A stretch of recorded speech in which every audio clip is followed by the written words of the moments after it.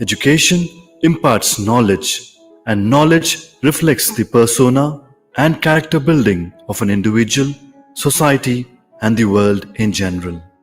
We at St. Pius X Degree and Postgraduate College for Women strive towards women empowerment through holistic education and to mold them into competent, socially committed, and compassionate individuals with a mission to achieve high academic and ethical standards with scientific aptitude and social consciousness through value-based quality education.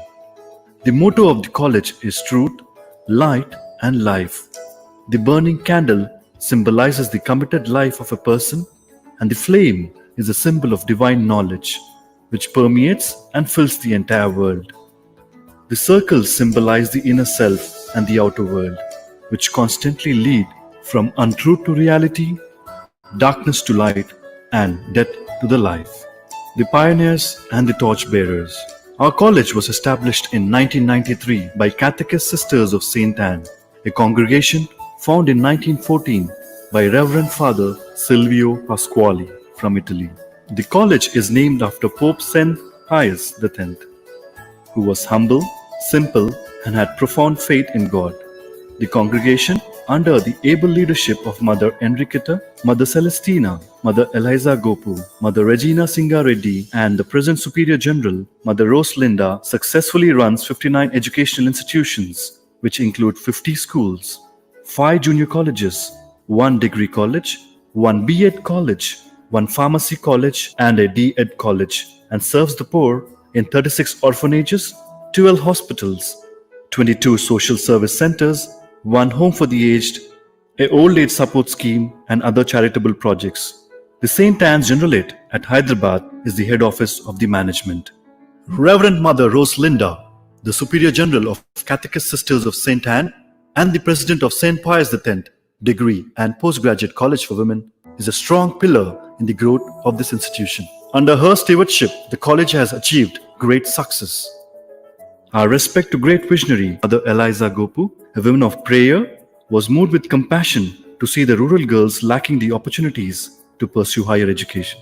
Mother Regina Singha Reddy conceptualized and initiated to establish St. Pius X Degree College with a hostel attached in the year 1993 as an offshoot of St. Pius X group of institutions.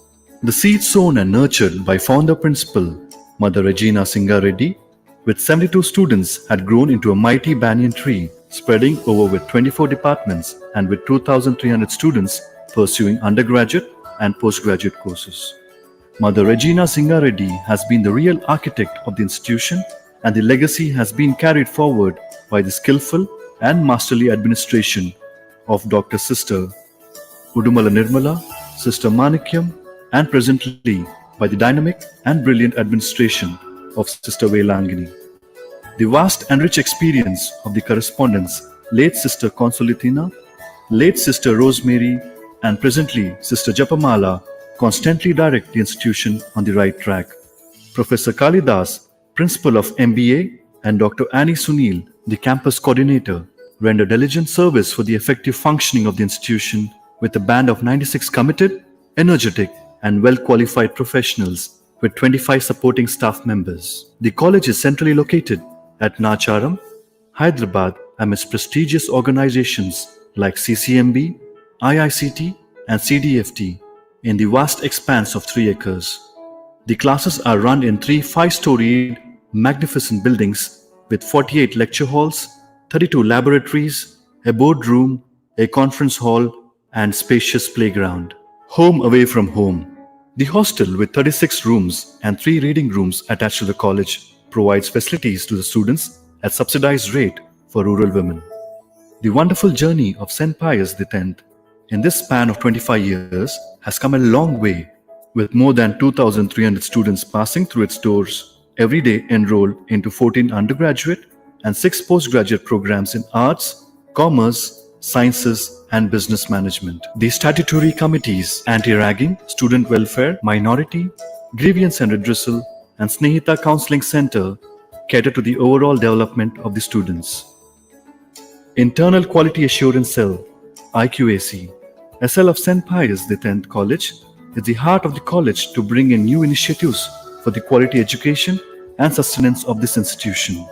The sincere and collective efforts of the management, IQAC, 32 various committees, and students fetched St. Pius X Degree College A grade with CGPA 3.16 in 2013 during NAC first cycle and A+ grade with 3.38 CGPA in second cycle in 2018, highest among affiliated degree colleges of Telangana. We thank Almighty for bestowing the honor and award, and our sincere gratitude to all the stakeholders for their relentless contribution. Curriculum and beyond. The college is affiliated to Usman University and adheres to the syllabus prescribed by the Usman University of Hyderabad. In addition to the academic curriculum, the college initiated a number of extra courses to bridge the gap between the institution and industry. Various certificate courses are offered on multimedia, web technologies, quantitative aptitude, beauty culture, and baking. Modules on personality development, courses on life skills, global competencies, and counseling promote professional and technical expertise. 12 value-added courses, 18 interdisciplinary, 2 diploma courses, online certificate courses, and bridge courses are being offered to the students. The institution encourages a variety of student-centric methods such as experiential learning, participative learning, and problem-solving methodologies. Faculty use various interactive and innovative teaching methods aided by ICT resources and LMS, making teaching and learning interesting and learner-centered. Group discussions, jam, debates, presentations, quiz, role plays are conducted as club activities by various departments. Guest talks are arranged by inviting experts from the field of academics and industry. National and international field trips. Field trips to places of historical importance, research centers, and industries are arranged. Value classes, seminars, and prayer services promote religious tolerance and universal brotherhood. The institution addresses to integrate cross-cutting issues into the curriculum by conducting number of programs on gender equity, diverse environmental issues, interfaith meet, national festivals, women empowerment, and career guidance. Academic excellence.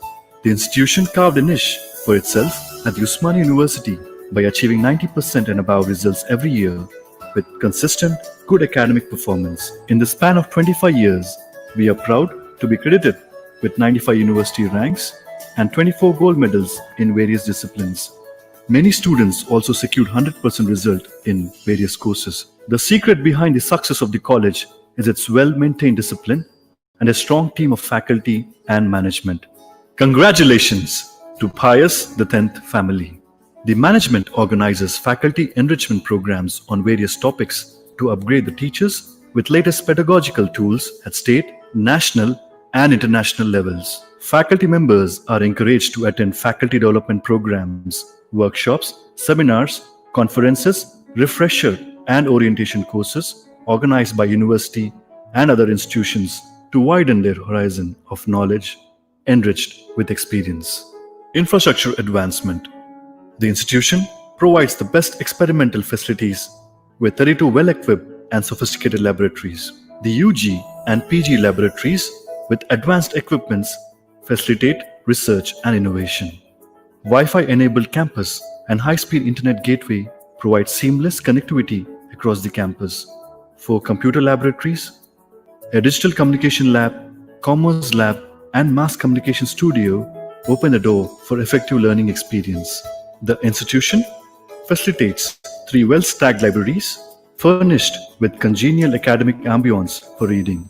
Central and departmental libraries with a vast collection of 24,000 books cater to the curriculum as well as to general knowledge. The library hub with 22 workstation for e-learning and library is fully automated.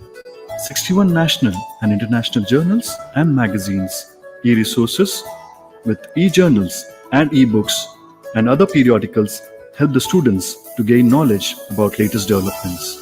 Star user cards are provided to the students who excel annual examinations. Neighborhood library facility is also extended to the senior citizens and homemakers. The administrative office is fully automated. Memorandum of Understandings, linkages, and collaborations. The institution links and collaborates with reputed industries and premier institutes. It has 60 MOUs and 70 linkages for student exchange programs, workshops, placements, internships, research projects for establishment of student chapter, educational tours, medical camps, e-waste management, and for outreach programs like IMRF, International Multidisciplinary Research Foundation for promoting research. STARS, Society for Training Awareness Recruitment and Social Service, NGO for external activities. Nehru Zoological Park, Hyderabad for adoption of animals. Butterfly Conservation Society for nature conservation. ITC's WOW, Wealth Out of Waste for solid waste recycling. NIIT, National Institute of Information Technology. STUMAGS for learning management system. ATM across the monde for diploma in travel and tourism. Indian Academy of Sciences, IISc. Andhra Pradesh State Council of Higher Education, APSHI. Indian Institute of Geomagnetism.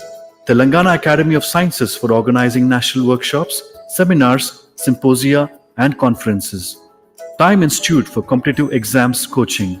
MHRD for Institution Innovation Council. Center for Sustainable Agriculture. GIT, Girls in Technology. Techies Nest. Research and innovations. A vibrant ecosystem environment for research is existing in the college. The college is proud to acknowledge that 4 faculty members are sanctioned UGC-funded projects under the supervision of Dr. Malada Sharma, Dr. S. Sridevi, Dr. Shudha Swarag, and Sister Manikyam.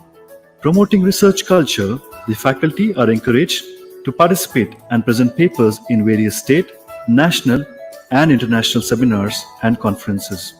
There are more than 234 staff and student projects and 116 plus number of publications in reputed journals and books.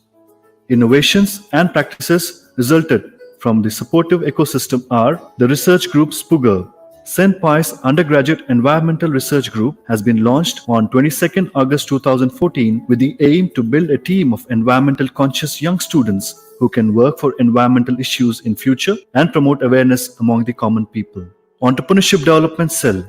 The ED Cell is constituted as a strategic initiative of the management.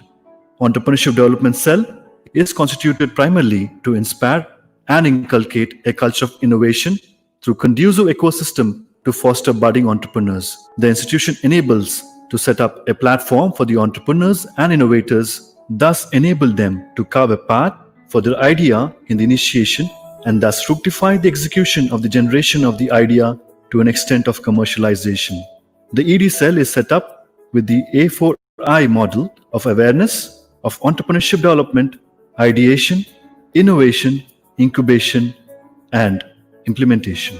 Kaleidoscopic view of cultural activities. A plethora of competitions in music, dance, theatre, literary, and fine arts create a platform for the students to exhibit their talents and skills. Students participate in large numbers in various competitions: rangoli, mehendi, hairstyling, painting, collage, nail art, face painting, best of waste, cookery held in the campus.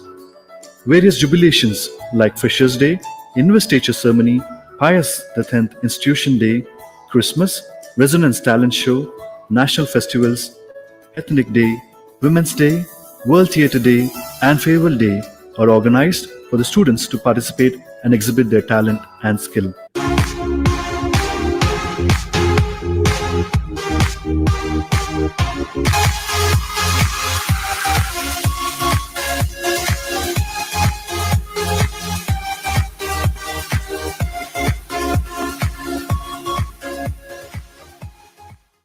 Students are encouraged to actively participate at university, state, and national level competitions and have won many laurels.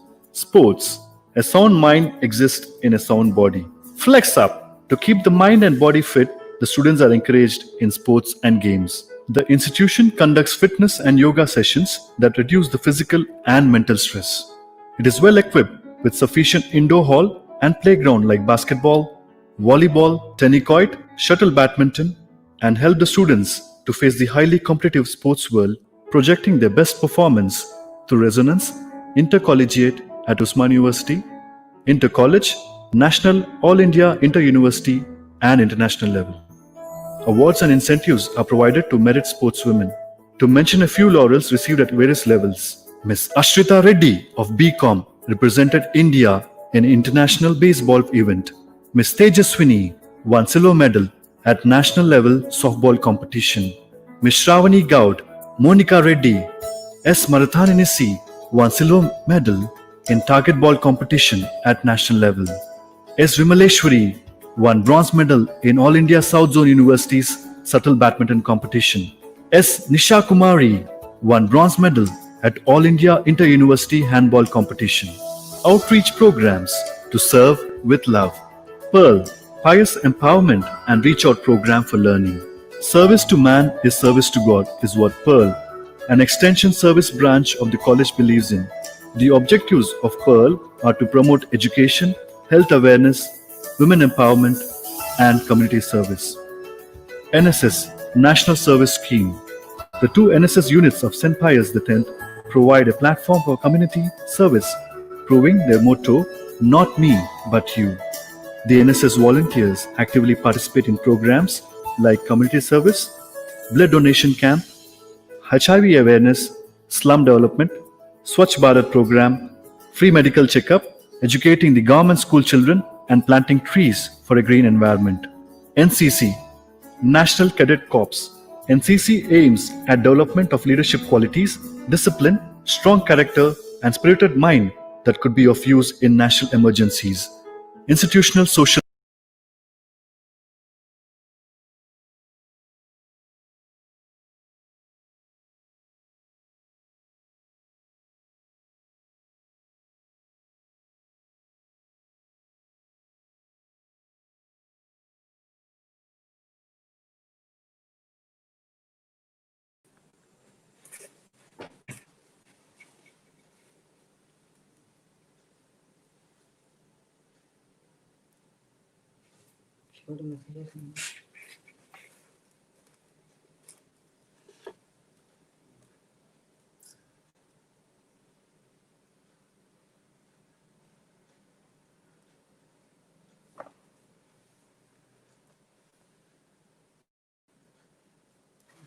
Sudha ma'am, you can start.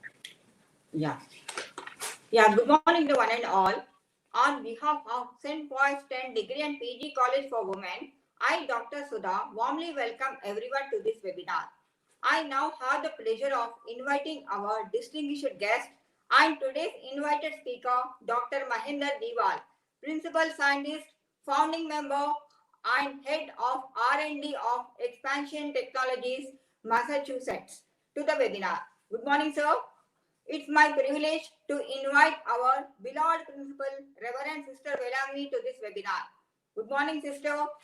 As the world struggling with unprecedented implications of COVID-19, we are facing human crisis and our social fabric and cohesion is under stress. To overcome this present situation, people belonging to different sectors playing their role all over the world. Similarly, being academicians, we sent Pious X Degree and PG College for Women taken up responsibility to bring awareness about various aspects of the pandemic. As part of it, different departments of our college has come up with webinars on several aspects of pandemic. Proceeding with same goal today, we Department of Chemistry is organizing a talk on COVID-19, a pandemic of coronavirus, progress in therapeutic and vaccine development. We shall begin the program with the divine blessings of the God. Now we'll have small prayer. Prayer. Gracious Heavenly Father, we thank and praise you for making this day so beautiful and breath of life that is given to us. Even as we begin international webinar on COVID-19, a pandemic of coronavirus, progress in therapeutic and vaccine development, we commit the resource person into your hands. We pray to you to shower your wisdom and knowledge upon us and help us to develop a solution to COVID-19. Bless the management, staff, and all the participants. Lead us and guide us. We make this prayer in your name. Amen.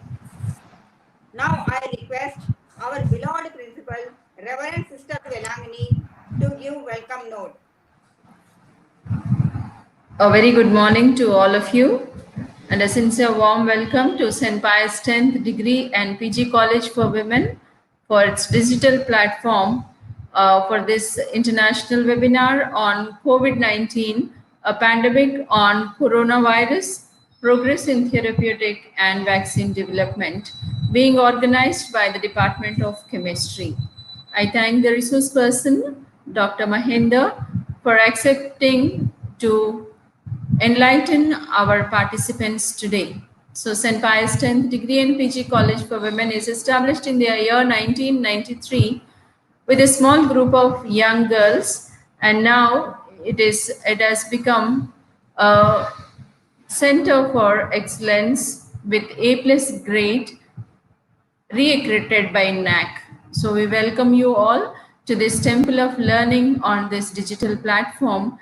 And I believe that with COVID-19 pandemic imposing great impact on daily life of people, scientists are racing against time for accelerating the development of new treatments and vaccines. In this context, we are organizing an international webinar to create an awareness among people on evolution and mechanism of infection, mitigating strategies, advancement in various treatment methods, and vaccine development across the globe. So, dear participants, I hope and that this webinar would enlighten all of us about the development of several treatment options and vaccines. Wishing you all the best. May God bless you all.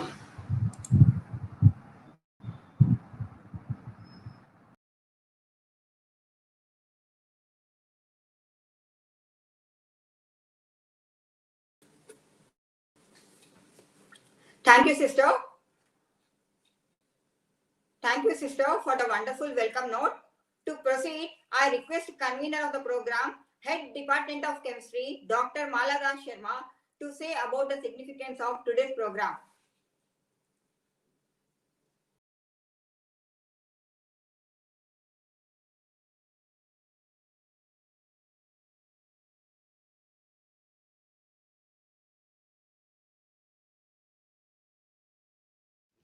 A very good morning to all. St. Pius 10th Degree and PG College for Women, Hyderabad is organizing a webinar on the topic that is COVID-19, a pandemic of coronavirus, progress in therapeutic and vaccine development. Our resource person for the today's webinar is Dr. Mahinder Diwal, Principal Scientist, Head of R&D, Founding Member of Expansion Technologies, Cambridge, Massachusetts, USA. I, Dr. Mala Das Sharma, is extremely privileged for getting this opportunity for expressing few words about the significance and the very purpose of conducting today's webinar. COVID-19, a pandemic of coronavirus, makes the people of entire world panicked and scared about the uncertainty of life. 11th March 2020, World Health Organization declared that COVID-19 is pandemic. Till then, people across the globe have taken different measures and fighting against this invisible enemy. The different measures adopted are lockdown, social distancing, quarantine, use of masks, and others. In spite of that, country with the supreme power, that is USA, has observed the death toll of more than 1 lakh till today. COVID-19 transmits through man to man. As a consequence, apart from this infection, the people are scared of each other. People are losing the man to man real life relation. They are living in a virtual world, and above all, they are losing the humanity. During these days, we have observed many heartfelt scenes. That is, COVID-19 patient is forced to come out of the house by the local people, not even allowed to wait in the road and allowed to sit on the road and wait for the ambulance. Finally, the patient reached the hospital all alone by walk. Our frontline worker that is doctors and nurses who are treating the COVID-19 patients after the long hours of duty. When they are coming back home, they are not allowed to enter the houses by the local people. Under this pathetic situation, the only ray of hope for these helpless and the confused people are the early invention of vaccine and medicine. Extensive research is going on in different countries and clinical trial also started. Till the actual concrete result is still awaited. People are eagerly waiting for the day when this virus killer will come to the market. Today, our resource person, Dr. Mahinder Diwal, who is working on this vaccine development of COVID-19, will enlighten the participants about the development of the vaccine. And the participants will come to know what are the extensive research and the clinical trial going on to fight against this virus or to kill this virus. And when this virus, novel coronavirus, will be eliminated from this world. Thank you.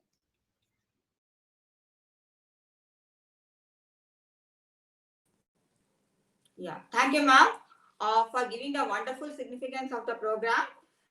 Before introducing the speaker, I request all the participants, if you have any questions during presentations, please type them in the chat box. We are privileged and extremely honored to have internationally reputed speaker among us, Dr. Mahinder Diwal, Principal Scientist, Founding Member, and Head of Research and Development of Expansion Technologies, Massachusetts, USA.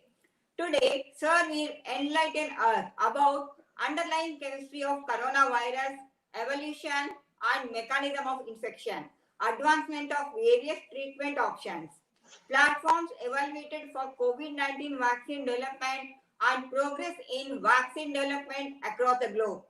It is great privilege for me to introduce Dr. Mahinder Diwal.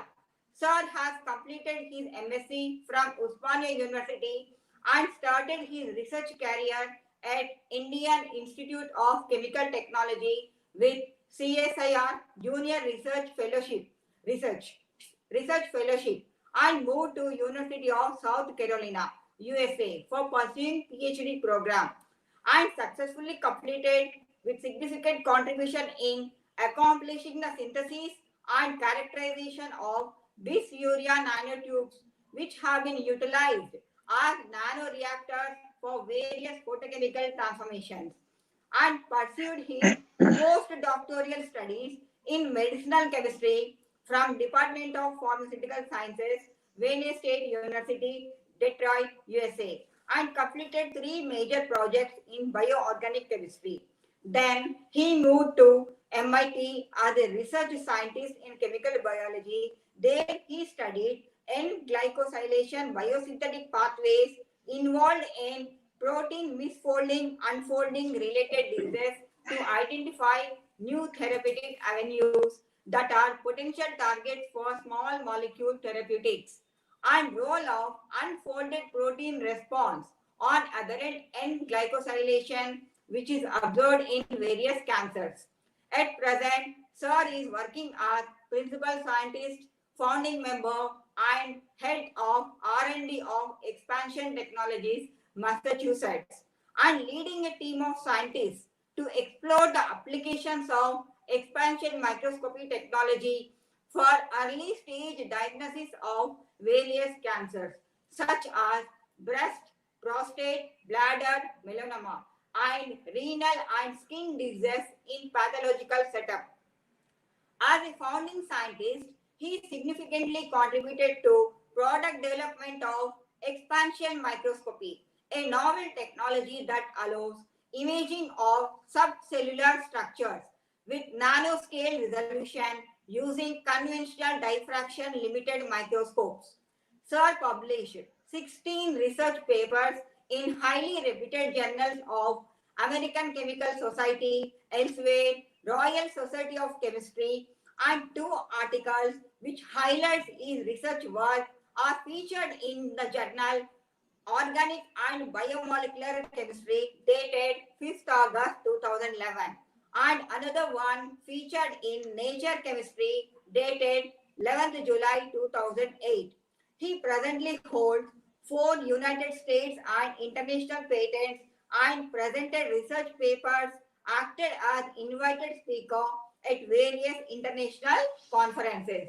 Apart from research, Sir also had teaching experience at University of South Carolina and Kent State University.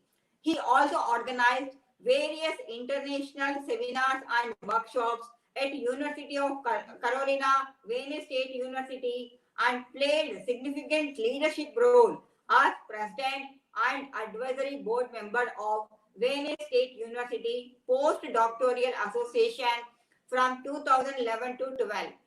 Committee member of Department of Pharmaceutical Sciences, Wayne State University Strategic Plan from 2012 to 2016, and Vice President of MIT Ventureship Club, an organization that encourages early stage startup companies for MIT students. He is peer reviewer of European Journal of Organic Chemistry, European Journal of Medicinal Chemistry Research, and tetrahedron. Sir is a recipient of Graduate School Summer Travel Grant and Cancer Research Travel Award from University of South Carolina. Sir has professional affiliation with American Chemical Society. Thank you, sir, for being with us, accepting our invitation in spite of your hectic schedule and being with us. Now I request sir to deliver his talk.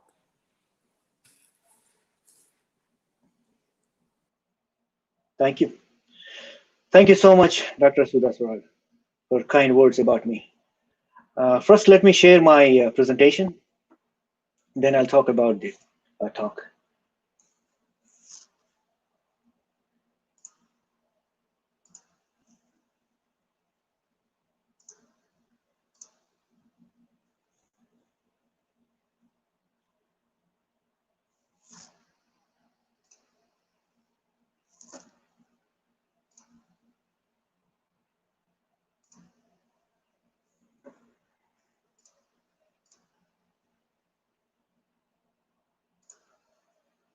Can everybody see my slides, presentation?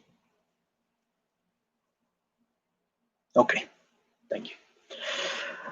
Good morning, everyone. First of all, I would like to thank Department of Chemistry, St. Pious Degree and PG College for Women, all the faculty members for inviting me to give this talk today. Also, I would like to thank Dr. Sudhaswaraga and all her colleagues for the hard work and efforts putting this event together. I appreciate it. Thank you. Thank you so much. Today's talk, I'm going to focus on two things. In first half of my presentation, I'm going to discuss about the evolution of coronavirus and its infection mechanism. Also, I'm going to discuss about the components of the immune system, how it fights with the coronavirus. Then, in the second half, I'm going to talk about the therapeutic developments, such as treatment and vaccine options for COVID-19 or coronavirus infection. Then, I will also discuss about current progress in the development and status as well. COVID-19, a 5-letter, 2-number word, shaking the world from past 6 months. What is this COVID-19? It is an infectious disease caused by the most recently discovered novel coronavirus. As most of you already know, that the outbreak began in Wuhan province, China in December 2019. Within weeks, this viral infection spread all over the world. By March 2020, it became a global pandemic announced by World Health Organization. The symptoms of this COVID-19 disease in generally starts with most common symptoms, such as fever, dry cough, and tiredness. Recently, approximately 65 to 70% of the patients reported the losing of smell and taste as additional symptoms. From then, many of the countries included these two other characteristics as the significant symptoms in addition to these common symptoms recognizing the COVID-19 or coronavirus infection. In most severe cases, this virus infection can cause pneumonia, severe acute respiratory syndrome, SARS. That's why this virus also called SARS coronavirus, SARS-CoV, which ultimately leads to organ failure such as kidney or lung failure, which ultimately leads to the death. So when I say novel coronavirus, if it is why it is called novel coronavirus? Is there already a coronavirus existing? Let's take a look into the history. Generally, human coronaviruses were first described in 1960s in patients with the common cold. Here I have displayed 4 generations of coronaviruses that were discovered in 1960s. These all 4 coronaviruses are originated from either bats or rodents. Then they are transmitted into humans via some intermediate hosts such as camels or cows.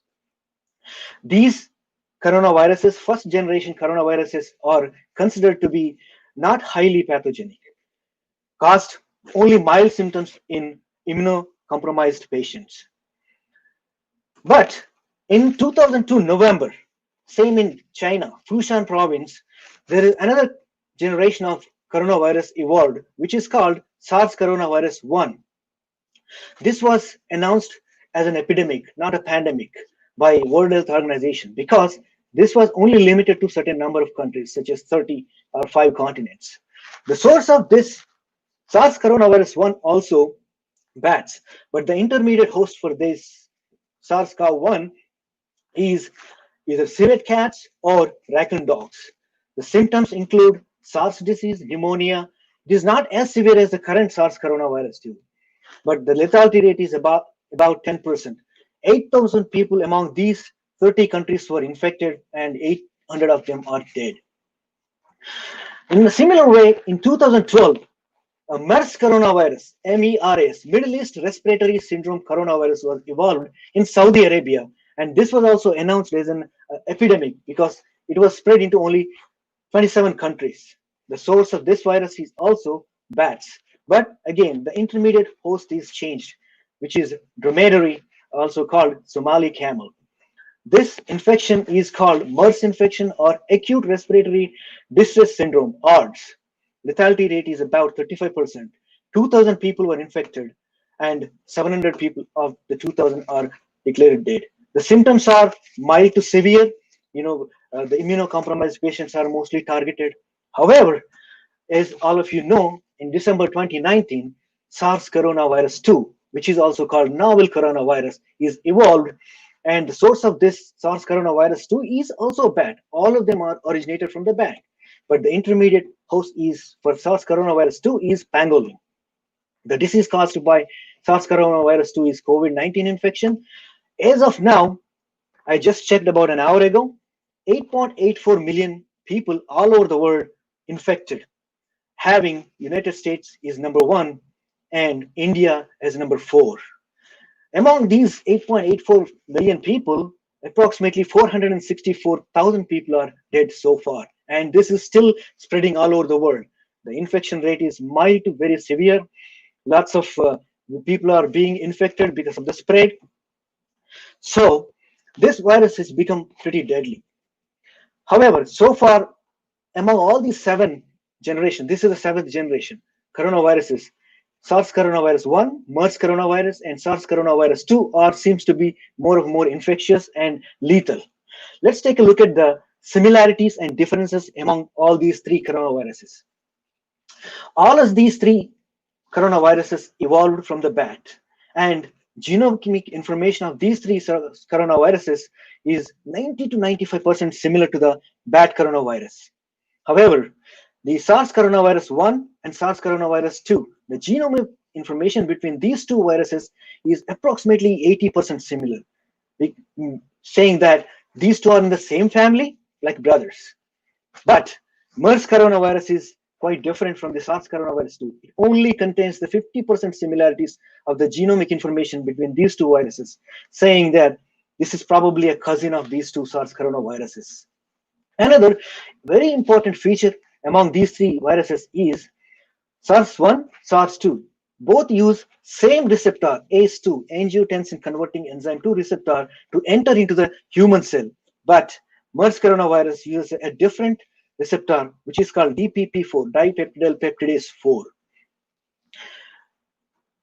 So, even though these three coronaviruses, among these three, SARS-1, SARS-2, and MERS, SARS coronavirus become very deadly and much more infectious than the other two.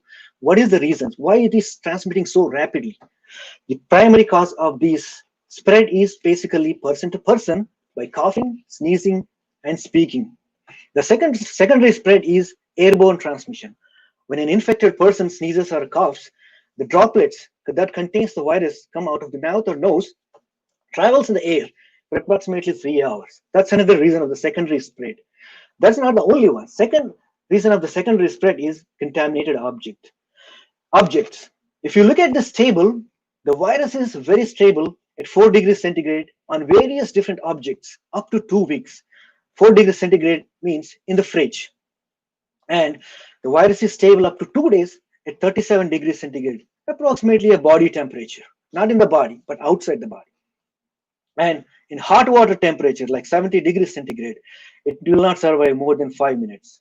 However, very interesting features of this coronavirus 2, SARS coronavirus 2 are, if you look at that, regular paper and tissue paper, the survival rate is approximately up to 3 hours at room temperature, which is standard temperature, right? But if you look at the currency note and the cardboard, those two are also made of a paper. But the survival of this virus is approximately 2 to 4 days at room temperature. Very surprising. Reasons why it is surviving in different surfaces, not clearly known. But that would be one of the causes of spreading this virus very rapidly among the people. And if you look at that cloth, wood, glass, plastic, all various surfaces have various different survival rate. Plastic has up to 7 days at room temperature. And additional property of this virus is long incubation period. The spread of this transmission of this virus is long incubation period. That means up to 2 weeks, an infected person may not show any type of symptoms, but he will keep transmitting the virus to other people. That's another reason why this virus is rapidly spreading. Another reason we also found that mutational rates, the viruses generally keep mutating themselves to make themselves stronger or weaker. So this virus, one of the mutation recently found that an aspartic acid at 614 position of one of the proteins in the virus changed it to glycine, which is causing rapid infections as well.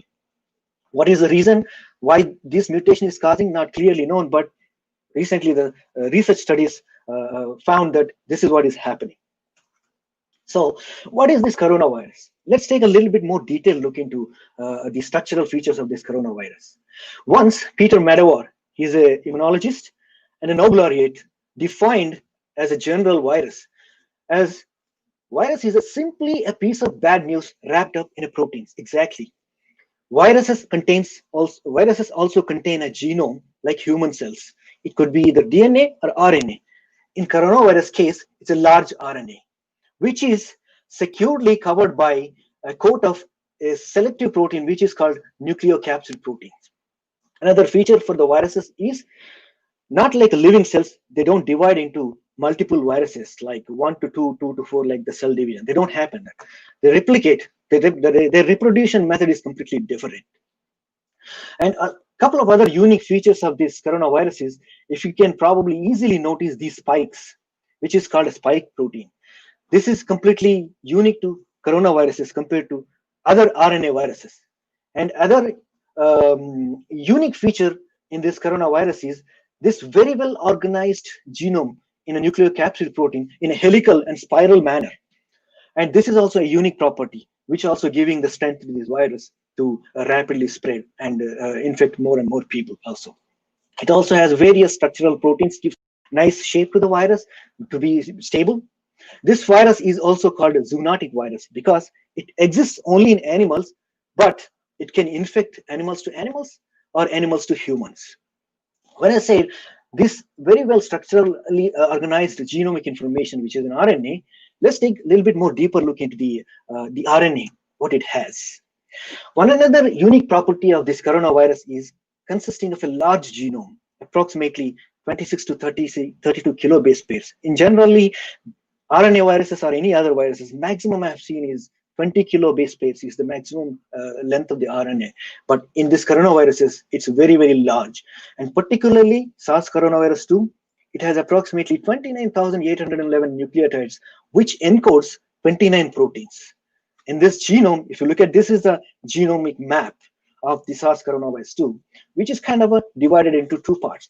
One part is that encodes non-structural proteins. That means they involved in the function of the virus, functional proteins. And the second part is encoded with structural proteins like spike protein, envelope protein, membrane protein, and nucleocapsid protein. In addition to that, there are several 9 accessory proteins also encoded into this genomic piece. Let's take a look at the function of all the structural and non-structural and functional accessory proteins. As I mentioned, there are 16 non-structural proteins exist from the coronavirus genome. Among all those 16, so far, very well characterized only 3 proteins, 2 proteases and 1 RNA-dependent RNA polymerase, which is also called replicase. These 2 proteases function is very important, making and maturing the viral proteins, because the virus genome will translate to the long polypeptide chain, which will be cut by these 2 proteases to make them functional proteins. And another unique enzyme is replicase. This is also very, very smart enzyme, that unique property that this coronavirus has. What it does is it replicates, it translates, it transcribes the virus RNA without any errors, make much stronger and better RNA to make more and more viruses. Structural proteins, nucleocapsid protein, it basically gives a very enveloped structure and properly provides strength to the genomic information of the virus. Spike protein is very, very important in landing on the human cell, entering inside the human cell. Envelope protein interacts, it works with the membrane protein, which gives a beautiful shape of the virus, strength and shape of the virus. And these 9 non-structural accessory proteins, we don't know any function. What is their functions are still not known, because this virus is only 6 months old. We have already discovered much more information. Still we need to know a lot of information to understand this virus. Let's take a look at the cell entry mechanism. How does this virus enters into the cell? First, these are the cartoonic expressions of virus cell entry mechanism. First, this is the coronavirus, which attaches to the ACE2 receptor on the cell membrane. This is a cell membrane, human cell membrane. ACE2 is angiotensin converting enzyme 2. Once it is bound strongly to the enzyme, then slowly cellular enzymes and proteins forms this nice, beautiful endosome, which is called a process called endocytosis. Once this endosome is formed, what virus does is it basically fuses into the cell membrane using the spike protein, and slowly releases the viral RNA into the cytoplasm of human cell, just like a revolving mechanism, just inside out revolving mechanism, easily releases the RNA genomic information. If you look at this cartoonic image, this red part is spike protein of the coronavirus, and this blue part is the ACE2 receptor on the human cell surface. And this spike protein is divided into 2 subunits. If you look at this protein map, various different domains and parts are located on this map. 2 parts. First part is called S1 subunit. In this S1 subunit, this small part, which is called a small domain, is called receptor binding domain, which interacts strongly with the ACE2 receptor on the cell surface, which plays a very crucial role, which is in the S1 subunit. And the second part, which is called S2 subunit, that plays a very important role in fusing the virus into cell membrane, releasing the RNA.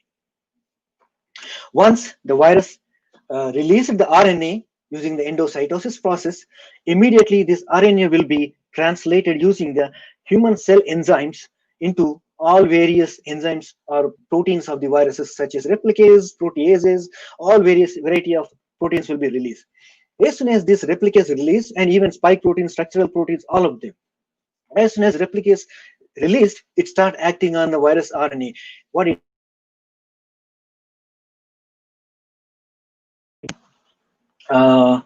transcribes the positive sense mRNA into a negative sense mRNA, which acts as a template to make more and more and more virus RNA by human cell enzymes.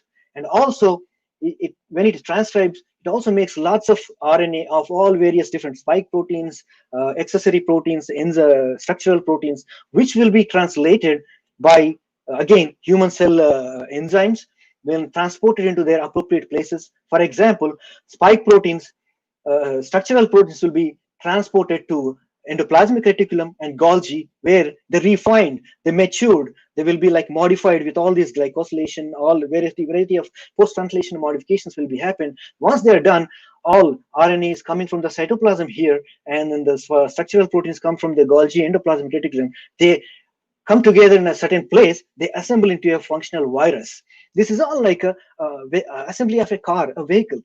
Various different parts of the car or vehicle are manufactured in the different places of the world, and they're all shipped to one central assembly place where all the mechanics will put together this assemble the car together to be a functional car, right? This is all about like that. And once it's a functional virus is assembled, a process called exocytosis, quite opposite to endocytosis. A virus will be released into the bloodstream to infect more and more other cells, to continue the infection and make the disease happen. But when the virus start infecting and it making the new cells and new viruses, when the new viruses start infecting the other cells, but the one mechanism in the human body system immediately reactivates, which is called immunity system. In immune system, there are two types of immunity systems exist. One is innate immunity, which come by birth. This innate immunity system comes to every human being by birth, which is also called a frontline defense. It acts non-specifically. This is like a surveillance system. It acts immediately, non-specifically on any infection comes into the body, a virus or bacteria, any type of infection, jumps on it, try to control it within hours, maybe less than 12 hours, sometimes less than a couple of hours. Another immunity system is called adaptive immunity system. This one doesn't come with by birth. It doesn't exist in any human being by birth. It has to develop as the human grows, and it has to be acquired by healthy diet and active lifestyle. This adaptive immunity system is called as a backup defense. If innate immunity system is like a police force, the adaptive immunity system is like a reserve force. And this one specifically acts, it requires certain molecules, like they are called antigens, antigen specific response. And this slowly develops, even like the activation of the time is for this adaptive immune system is 1 to 7 days. But once it is activated, it acts for months and years to completely clear out the virus or any infection from the body. So both immune systems talk to each other while they're acting. So next couple of slides, I'm going to explain how innate immunity and adaptive immunity work. Innate immunity consists of various different cell types: monocytes, basophils, neutrophils, eosinophils, nature killer cells, macrophages, and antigen presenting cells. I'm going to talk only most important cells today. The very first thing, as soon as the virus infection or any other infection enters into the body, the immune system generates, releases certain molecules or proteins. These are called cytokines and chemokines. These molecules are kind of identifiers. What they do is they just go and bind to the infected cell or virus and generates an identification, so that these macrophages and nature killer cells and antigen presenting cells will go there, identify them. As soon as chemokines and cytokines attached to the cells or the virus, macrophages goes there and they identify the virus. They basically eats them up. They engulfs the viruses and eats them and clears them out from the system. And while the same thing, the nature killer cells, they identify the virus infected cells, and then immediately they activate the suicide mechanisms in that cell, so that the cell dies itself because there is a virus inside the cell. As soon as the cell is dead, again, macrophages come and eat that cell as well, clears them out from the system, not to generate any poisonous molecules. While these two cells are doing their job, antigen presenting cells comes and trying to fight the viruses and virus infecting cells. What type of unique molecules? They are called antigens. are there. They identify those molecules, take them with this antigen, binds to the antigen presenting cells, and then they go towards the adaptive immunity system, and then presents those antigen molecules, recognition molecules to the adaptive immune system. In adaptive immune system, there are two types of cells available. One is T cells and the other one is B cells. T cells, what they do is basically like nature killer cells, macrophages. They just go and based on the identification marks brought by the APC, antigen presenting cells, they just go and identify the infected cells or viruses. They kill them, lyse them, and clears them out of the body. Then also, what these T cells does is they generate some memory cells. So what they do is these memory cells remembers the virus characteristic features or infection characteristic features, and they remembers how to kill that virus, how to fight that virus, and then they put in a reserve. And then whenever the virus comes in, go out, let's just go and attack and then clears of the virus. Another cell types, which is B cell types, they releases the antibodies. These antibodies, based on the antigens brought by the APCs, they releases the antibodies, which are called neutralizing antibodies. What they do is they basically go and surround the virus. Basically, they arrest the virus. As soon as they arrest the virus, macrophages, T cells, nature killer cells identifies these molecules and kills it or engulfs it and clears out of the body. However, coronavirus 2, SARS coronavirus is very smart. It just escapes this immune system somehow. How? It's not clearly known, but one significant process is called cytokine storm happens. As soon as the virus infects the cell, it releases wrong signals to the immune system. When it releases the wrong signals, the immune system releases the cytokines more and more. That's what is called lots of cytokines released, and it's called cytokine storm. Cytokines also two types. One is anti-inflammatory cytokines and pro-inflammatory cytokines. Anti-inflammatory cytokines are kind of good. They doesn't harm the healthy cells, but the pro-inflammatory cytokines, sometimes they harm the healthy cells as well. So when the cytokines are a lot of cytokines are released, they don't know, they couldn't find the virus, and then what they do, they started attacking the healthy human cells, and the healthy human cells, the tissue will be started destroying by the macrophages and nature killer cells or T cells. That's how the tissue damage happens to the organs. As the tissue damage happens to the organ, as it increases, the organ failure happens. When the multiple organs failed, then that leads to the death. Like I said, the mechanism is not clearly known how the SARS coronavirus 2 escapes the immune system surveillance. But there are some hypotheses. The number one hypothesis is some of the studies says that probably accessory proteins helps the virus to escape from the immune attack.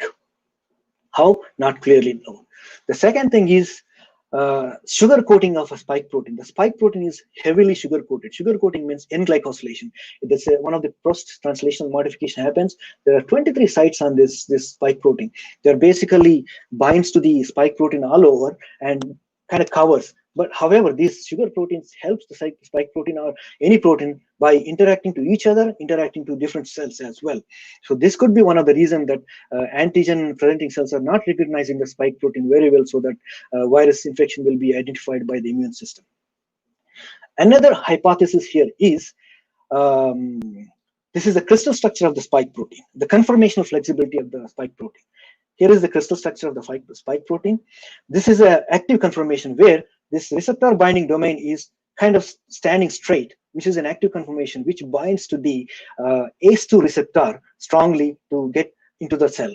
But this is an inactive conformation which kind of laid down, kind of sleeping position, which doesn't bind to the ACE2 receptor, so that it doesn't go into the cell, but it probably masks the immune system escape. This conformation is probably escapes the immune system. This is another hypothesis that we know. So as the virus, once it is infected the cell and it took over the body, and the immune system is still fighting, when the immune system is not fighting enough, not strongly fighting enough, then we need additional stuff to support the immune system, which is basically the therapeutic developments. So now I'm going to talk about the therapeutic developments. Before I get into the vaccines or the therapeutic developments, I would like to give a brief, quick overview of vaccines. How does it work? So there are two different types of mechanisms we have. One is a preventive mechanism, and second one is treatment mechanism. In preventive mechanism, the vaccines are very important. This is before the virus enters into the body. The vaccine prepares the immune system to fight with the virus. And the second is, once virus enters into the body, overcomes the immune system, then we need additional support as antiviral agents or therapies. So the vaccines are nothing but pseudoviruses or virus-like particles. They just resembles the virus. They don't infect the people. They just create the immune response. Once you inject the vaccine into the body, it basically generates the immune response by antigen representing cells. Antigen presenting cells identifies the vaccine representative molecules, virus representative molecules on the vaccine, which is called antigens. And then they takes this information to the adaptive immune system. The vaccines basically strengthens the adaptive immune system. And the alerts activates the T cells and B cells, which T cells produces the memory cells and B cells produces the neutralizing antibodies. All of them will be put in a reserve. Lots and lots of memory cells will be generated, which will remember the characteristic features of that particular virus. And when it enters, it will go and kill that virus, clears it out. And they also know how to fight with the particular virus. Similarly, beta cells, B cells generates the neutralizing antibodies. They are also be in a reserve, and then when the virus comes in, they surrounds it and arrests it, and then alerts the nature killer cells and then macrophages to kill the virus or clears out the virus from the body. There are various different methods, different approaches to develop the vaccines, which I'm going to speak in a bit in my upcoming slides. But the most important thing we need to know is we need to know particular molecules of the virus that can be present on the vaccine, so that the immune system actively identifies them as an antigen. For this particular SARS coronavirus 2, there are 4 molecules, structural proteins: spike protein, envelope protein, matrix protein, and nucleocapsid protein are the best targets to create a vaccine to generate a coronavirus-like molecule that creates the immune response. The very first approach is developing vaccines using the viruses themselves. There are 2 different methods in here. Using live viruses, but attenuated, means they're weakened viruses. Their systems completely weakened. The second one is inactivated viruses. In the first method, what people does is they take the viruses, inject them into the animals, and passage them to the several generations, so that viruses can mutate. In generally, viruses mutate all the time. There will be bad mutations, there will be good mutations in the sense of virus, not the humans. When the good mutation happens for the virus becomes stronger and stronger. When bad mutations happens, virus becomes weaker and weaker. So that's how they passage over and over several years until the virus generates a completely inactive or virus with a bad mutation, and which will be utilized to generate the immune response that will alert the antigen presenting cells and create the immune response. Here are some examples. Smallpox, MMR, chickenpox, influenza viruses are created using this attenuated virus method. Inactivated viruses. So viruses, again, same live viruses can be inactivated using chemical molecules such as formaldehyde or heat, sometimes growing them in a different environment like in chicken eggs. Those viruses are also not infective, but they can successfully create the immune response. Here are some examples like polio, hepatitis A, rabies are generated using inactivated virus method. The second approach is using the viral vectors. So these are all viral vectors, means these are the viruses, but they are genetically engineered. Their infectivity is completely removed. These methods also 2 types. Replicating viral vectors. That means the weakened viral vectors, genetically engineered virus, that completely its genomic information is replaced and only selective genomic information is placed inside. They replicate, they make more and more virus just like normal viruses, but they don't infect the human. In case of, for example, the coronavirus, people use spike protein, genomic information of spike protein to create this replicating viral vectors. Once this viral vector is injected inside the human, again, same APCs generate the antigens, which will ultimately create the immune response. The second type is non-replicating viral vector vectors. So this is best example in adenovirus. That means they contain all the features of the virus that are properly engineered, except genetic information. Again, in this case also, coronavirus case, most of the time spike protein genome will be used, and these does not replicate themselves. The amount of that you given inside the body, that is the only amount that creates the immune response and generates the memory cells and the neutralizing antibodies and put them in a reserve. A third approach is generating vaccines using nucleic acid vaccines, nucleic acids such as DNA or RNA vaccines. In DNA vaccine method, again, for coronavirus, spike protein is the best target to create vaccines. So genomic DNA of spike protein that encrypts the spike protein will be injected into the body, which ultimately transcribed into mRNA, then translated into spike proteins. When spike proteins are seen by the APCs or immune system, will be immediately alerted and responded, and then generates the memory cells and the neutralizing antibodies. In RNA-based vaccines, again, the genetic information is same spike protein for the coronavirus, but these cannot be directly injected into the human cells. They should be encapsulated either into the lipids or a polymers or some sort of molecules. They should be encapsulated and injected into the human body. Again, similarly, they generate the spike viral protein, which going to act as antigens to create the immune response. And another approach is protein-based. These are all proteins or protein subunits. For example, in the coronavirus context, the spike protein or its domains like receptor binding domain or S1 subunit or S2 subunits are synthetically generated in the laboratory, purified and formulated into a vaccine and then injected into the people to create the immune response, similarly the way I explained for the previous methods. Another approach is virus-like particles. These are not real vaccines. The genomic information is there's no genomic information of the virus in there. These particles are completely generated in the laboratory with all the structural features of the spike protein or of the coronavirus or any virus vaccine. And this also, when it is injected into the human body, creates the immune response similarly the way that I explained in the previous method.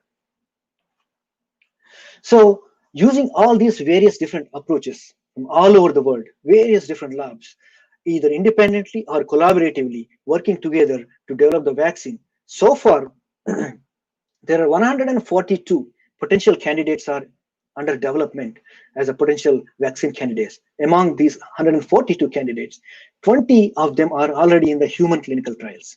If you look at this plot, most of them are developed using either viral vector-based or nucleic acid-based or protein-based vaccines to develop among all these 142.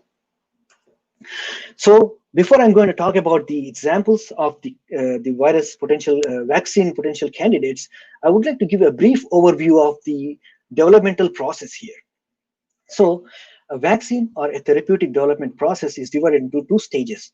One is preclinical stage and the second one is clinical stage.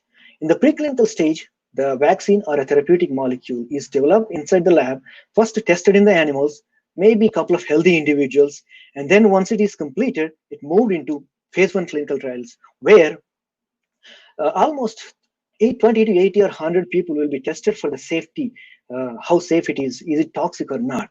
Then once it is past the phase 2, it will be going into the phase 1 to phase 2, where more than 100 people will be tested in addition to safety and efficacy, how efficiently it is acting on the human, on the virus, or effectively creating the immune response. Then you move to the phase 3, where thousands of people are tested in addition to safety and efficacy, the potency, how potent this molecule is 25 micrograms is enough, or maybe you need 50 micrograms or more than that. So these kind of studies will be done in phase 3. In phase 4, it will be released into the market as investigative vaccine into the people to understand the long-term side effects, such as once it is administered in the body, what happens after six months, what happens after 1 year. These kind of long-term side effects will be studied after. This is going to take long time. After safely this phase 4 is completed, then it will be approved by an FDA or CDGI in India. So this whole entire process takes approximately 12 to 15 years for a normal vaccine or therapeutic development. This preclinical stage only takes at least 5 to 6 years, and rest all is another 6 to 8 years. For the coronavirus vaccine, this company called Cancino Biologics, they used adenovirus vector-based method approach to generate a vaccine. So they used this AD5, adenovirus type 5. This is a genetically engineered vector. Certain molecules will be removed, but they used a genomic information of spike protein, incorporated into this viral vector, and created this vaccine. They have successfully completed the preclinical studies by February. You see, this is the virus evolved in December. This outbreak happened in December, but by February they completed the preclinical studies, which usually takes approximately 5 years, but they completed in 3 months. That's a rapid speed. That's like a rocket speed. And within a month, they successfully completed the phase 1 clinical trials. Now they are conducting the phase 2 clinical trials. However, in phase 1 clinical trials, there's a mix of results they have observed. Most of the patients, approximately 80% of the patients, reported at least one major side effect, which is not a good sign. Side effect like pain, fever, fatigue, headache, and muscle pain, so on, etc., etc. However, currently they are modifying it, and they're doing lots of hard work. Time and efforts are putting inside to make it better and better. We don't have any data available for the phase 2 clinical trials, but let's hope for the best. However, there is a risk always using this adenovirus vectors for the vaccine development, because the adenoviruses, again, by the way, adenoviruses are the group of viruses that cause common cold. They don't infect the humans with the severe diseases at all. They are there from past 30-40 years. No vaccine has developed, successful vaccine was developed. Most of them are still under investigation or clinical trials. So that's another risk of that whether we are successfully able to develop the vaccine using this adenovirus vector or not. But let's hope for the best. Another company, it is Immunity Bio, together with its sister company, Nancoest. They are also using adenovirus vectors.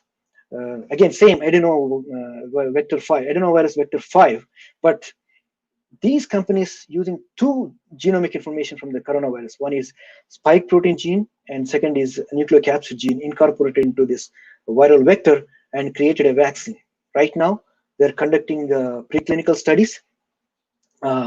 Mostly, end of this month, they're expecting the data. Hopefully, this will be a successful move towards a successful, and then go with the next stage. But the data is not yet available. The preclinical data is not yet available. Another company, Johnson & Johnson, together with its sister company, Jensen, and an American government agency, BARDA, they're also developing, again, they're also using the same adenovirus vector. These are the human adenoviruses, genetically engineered.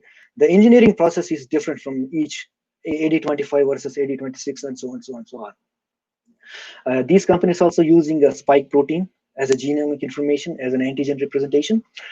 They have successfully created. Currently, the preclinical studies are ongoing, but they were planning to do a phase 1 clinical trials in September.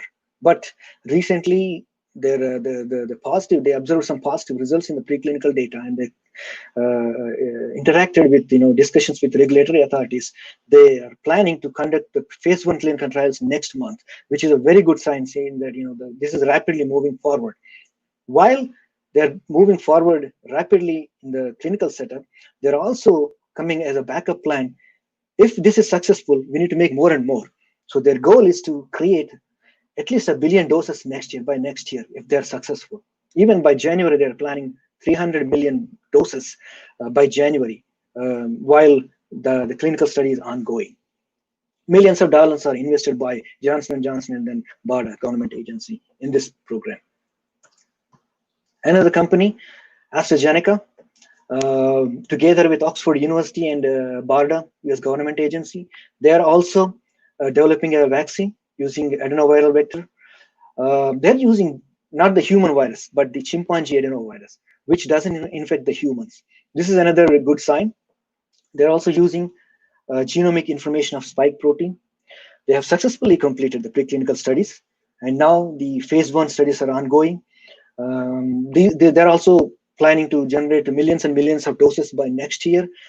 As a backup plan, they're investing already how to bring up the more and more vaccines process development, basically. Moderna, another company, this company is taking a completely different approach. They are developing a mRNA-based vaccine, which is called mRNA 1273. What they do is they generated mRNA that encrypts the spike protein genomic information, and they encapsulate the mRNA into a liposome nanoparticles, lipid nanoparticles. And when these nanoparticles are injected into the muscle cells of the human, the cells will generate the spike protein and create the immune response. By March, they completed the preclinical studies. In April and May, they're still going on. The phase 1 is still going on, but they got some good results in April and May, intermediate results, which showed some promising progress. And they're also simultaneously conducting the phase 2 clinical trials right now. They're planning for a major phase 3 clinical trials in next month with 30,000-40,000 people.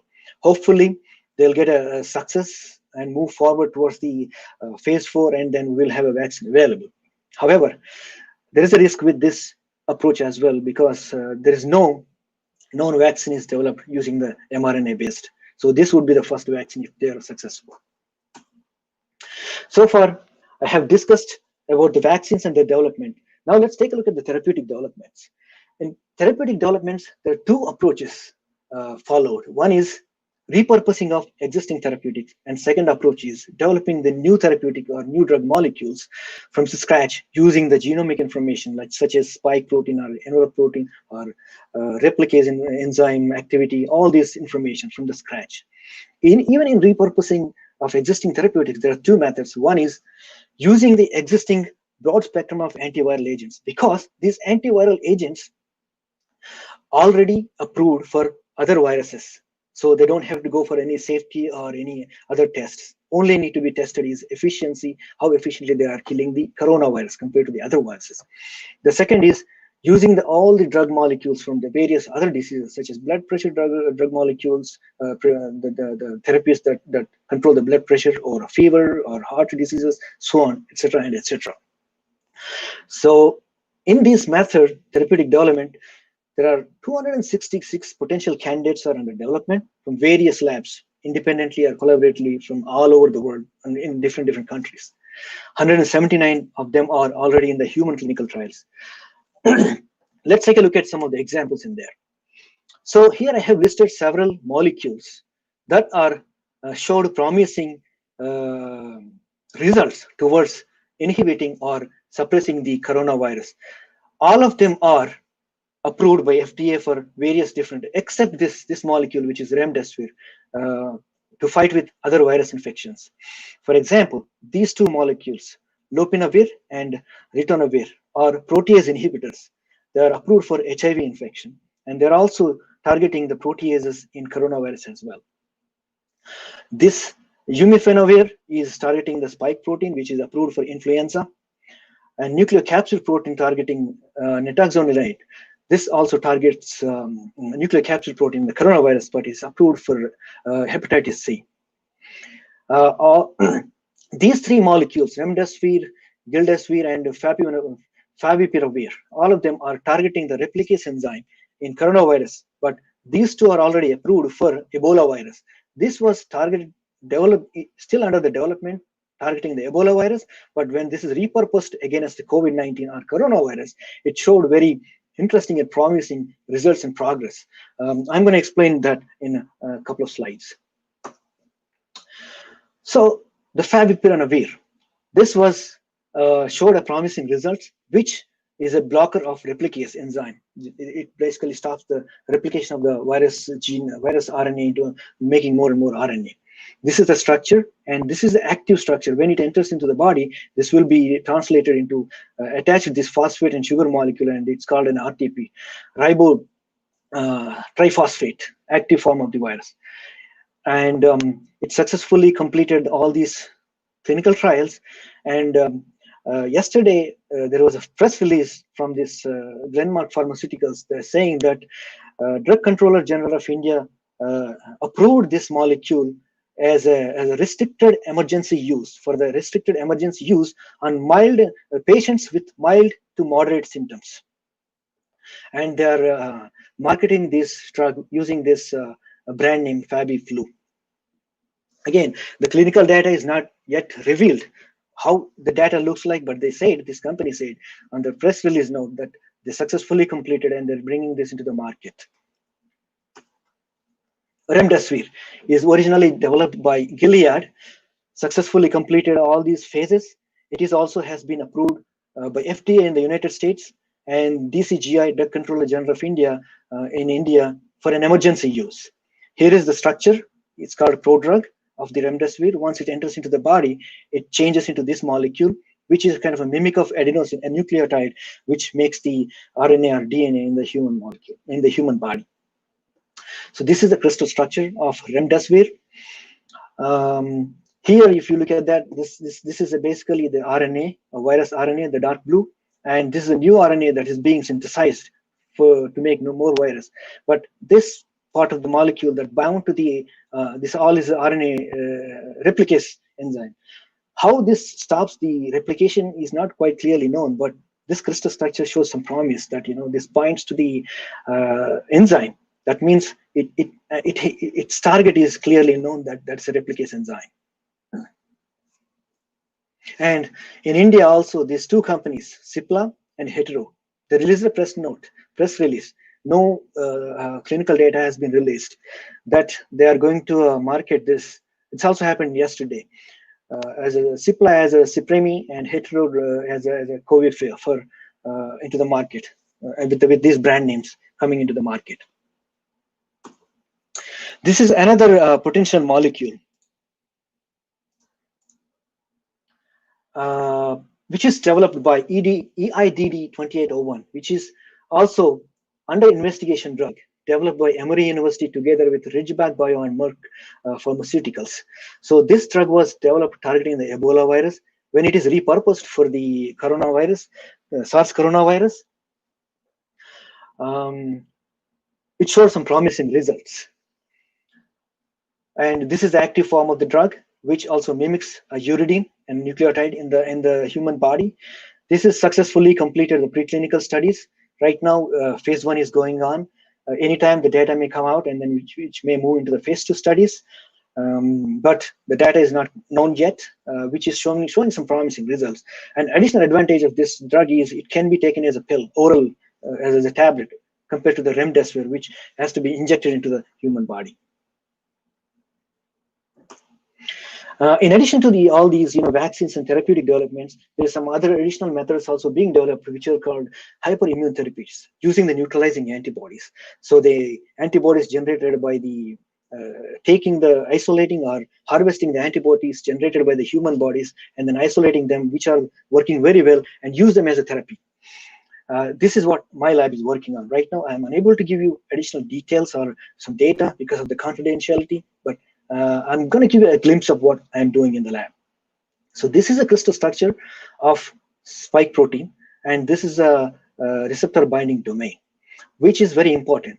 If an antibody that can bind to this receptor binding domain and blocks this interaction of this RBD to ACE2 receptor on the cell, that will be a successful antibody to inhibit the virus infection.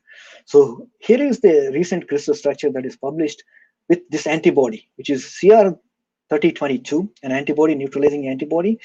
It's binding to the RBD, but it's not binding where it's supposed to bind. The interaction is supposed to be disrupted. This is the ACE2, and this is RBD of the spike protein. So what we do is we take these antibodies, we use some computational algorithms, machine learning algorithms, make them better, and synthesize them in the lab, and test them against the coronavirus infections.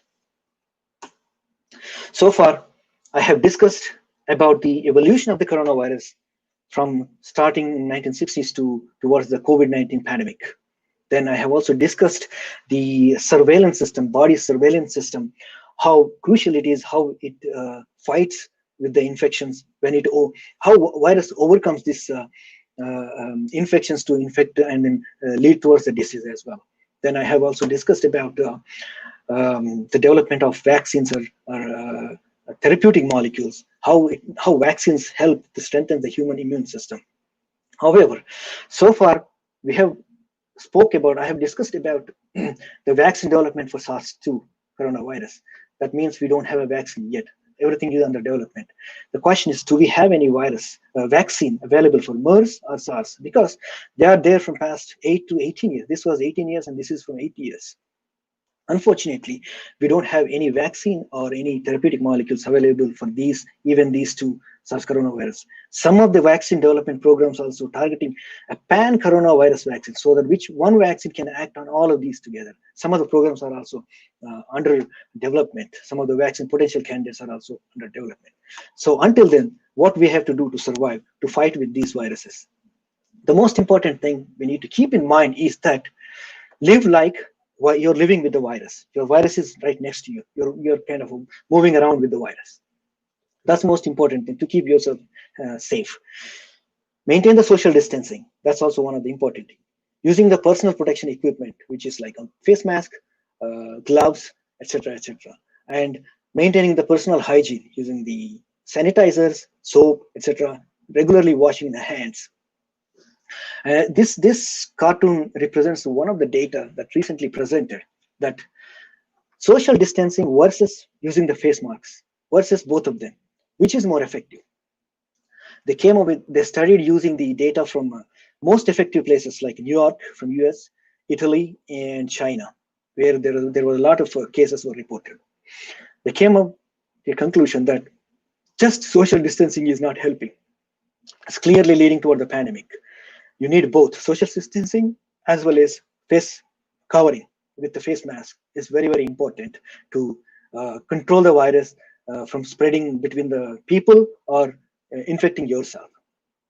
And these are all cartoons are, I'm a chemist, so perception of a chemist, explaining the importance of social distancing and using the face mask and keeping your health. So for example, in this cartoon, this is a ethane molecule in a syn formula, syn position, using the new, if you look at this Newman position formula, the chemistry students may understand better what I'm talking right now.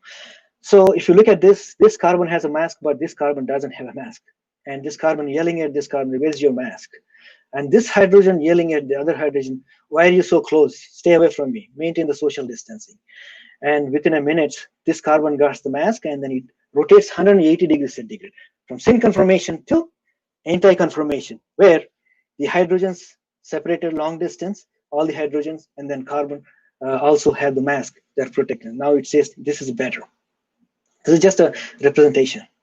And also staying home also very important. Unless until it's very important, don't go outside because there is a virus out there.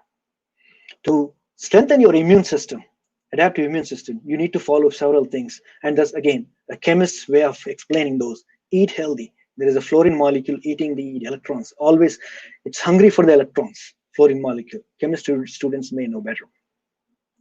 There is a melatonin, which is a sleep-provoking molecule that resting on the bed, indicating that the importance of the rest to improve the immune system, and stretching or active lifestyle or exercise. When you shine an IR light on the aromatic molecules, all the electrons will be activated and then molecules started active. So just an importance of stating that, be active, do some exercise to strengthen your immune system, adaptive immune system. In all this, my journey from past, in my career, my colleagues, my students, and my mentors helped me a lot from all these prestigious institutions. Department of Chemistry from Osmania University campus, I started learning chemistry there. I started my research career, set up my first reaction at CSR IICT Hyderabad. I still remember, I didn't stay long there, but I still remember all the wonderful colleagues and their support. Then moved to University of South Carolina, Department of Chemistry, where I trained as an organic chemist. After successful completion of PhD, moved to Wayne State University as a postdoctoral fellow, where I started learning some molecular biology techniques. I was trained as a molecular biologist while I'm exploring my organic chemistry expertise. I learned how to clone the bacteria, culture the bacteria. Then I moved to MIT as my first job. I started learning about mammalian cells, how to culture mammalian cells and study mammalian biosynthetic pathways while I'm exploring my additional skills that I learned from these two places in here. Now I'm working at Expansion Technologies with various different human organs, studying developing new methods, early detection methods of cancers for various cancers, including breast, pancreas, prostate, melanoma, etc. and etc. I would like to wholeheartedly thank all my students, colleagues, and mentors from all these prestigious institutions for their support. Not last but not least, I would like to also thank my family and my friends. Without their unconditional support, I don't think I would have been where I am, what I am today. Having said that, thank you so much for your attention. I appreciate your patience. I'm happy to take any questions if you have.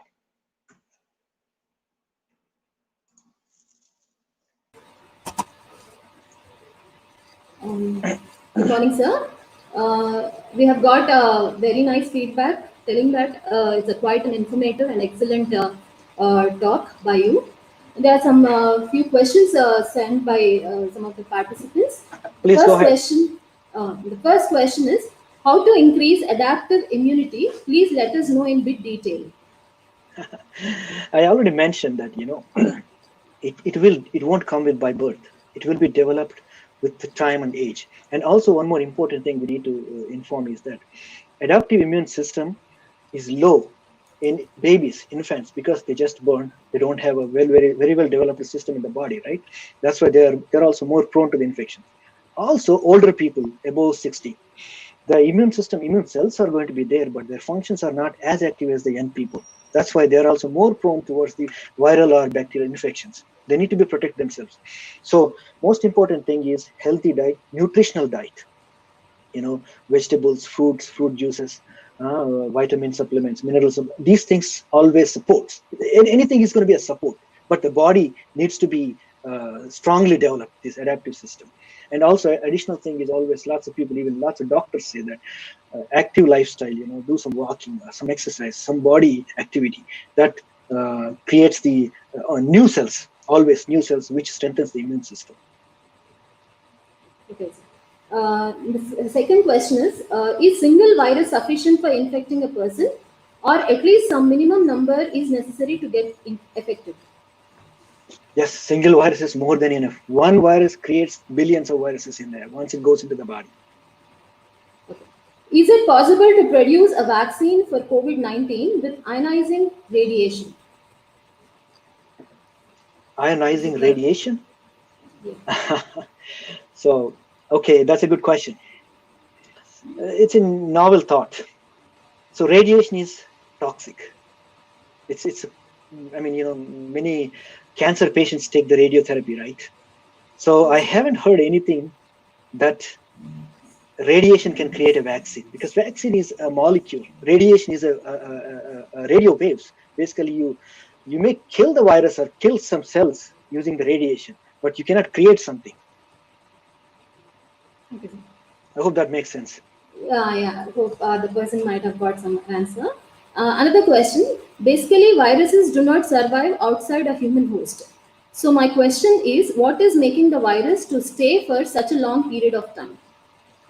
Excellent question. Another excellent question, which nobody has an answer yet, a conclusive answer yet. I mean, in my slide, I presented that it also its survival, the coronavirus survival rate differs from different surface. It's not like it stays at one surface at one temperature X amount of time. It's completely different. That's also very unusual of this particular coronavirus. This is only 6 months old. Not a lot is known. I mean, so far we have known entire genomic information of this coronavirus, and very rapidly moving towards therapeutic and vaccine development side. Within these 6 months, we have done about 6 years or 10 years worth of work so far, all over the world. Many scientists, day and night, working hard. But to answer that particular question, not clearly known. Another question, is there any comparative study between HCQ and remdesivir, on corona affected patients? If not, why? Remdesivir and what other molecule? HCQ, hydroxychloroquine. Hydroxy. I don't think there is any comparative studies. There are like studies are parallelly going on. If you want, you can compare it. So let me explain. About hydroxychloroquine. So a couple of months ago, hydroxychloroquine patients were started treating with the hydroxychloroquine, and some of the patients started responding positively. But unfortunately, hydroxychloroquine itself has some poisonous, some side effects, which were neglected at that time. And then when it started showing the positive signs on some patients, then many companies started clinical trials on them. Recent clinical trials data, up to 2 weeks ago, 90% of the companies dropped their clinical trials on hydroxychloroquine because so much side effects, many patients are dying with that. But remdesivir, it's quite opposite. It's moving towards, the side effects are low compared to the hydroxychloroquine. So that's why it's almost in the 4th stage of clinical trial. Even emergency use, it's been approved, and then it's coming into the market as well. Okay. Another question: are there any therapeutic development taking place which targets N-glycosylation process, whereby the viral infection can be minimized and in the same way? Excellent question. Wonderful question. Whoever is asking that question, I appreciate that. Excellent question. So N-glycosylation pathway is a very difficult pathway itself. It may take some time to understand the pathway itself, but in my hypothesis is that these neutralizing antibodies probably surrounds those N-glycans, or does something, some of the antibodies. How, what, again, clearly not known. Lots of studies need to be done. Many groups has to work, because the N-glycosylation pathway itself is a huge pathway. So far, the many cancers are impacted by the N-glycosylation, but very little known. Not a lot of drug molecules are available even for the cancers. Another question by the same person actually: is there any possibility of using certain immune modulating drugs which can target the cytokinin storm and reduces its effects in humans? It's possible. There are a lot of research is going on. The number of potential candidates that I have showed, I only gave a few examples because we only have a certain limited amount of time. I cannot show all of them, right? So, absolutely, the cytokines, interleukins, chemokines, lots of compounds are being developed to inhibit them or control them. Rapid research is going on. Absolutely, yes. Okay. If a person dies of COVID-19, how long the virus can remain active in the dead body? That's a very good question. There is no scientific data available. No studies were done on a dead body yet.